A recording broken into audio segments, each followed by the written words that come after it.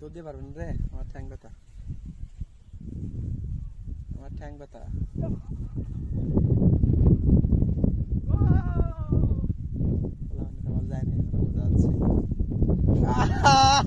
মুখে ব্যথা, মুখে ব্যথা শুরু হয়ে গেছে রে পদ্মার আবার।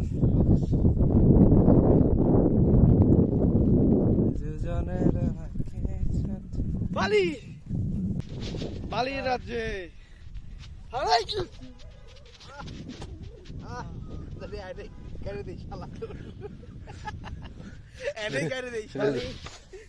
দেখুন, ফোন টোন তো ছোঁয়া দরকার রে।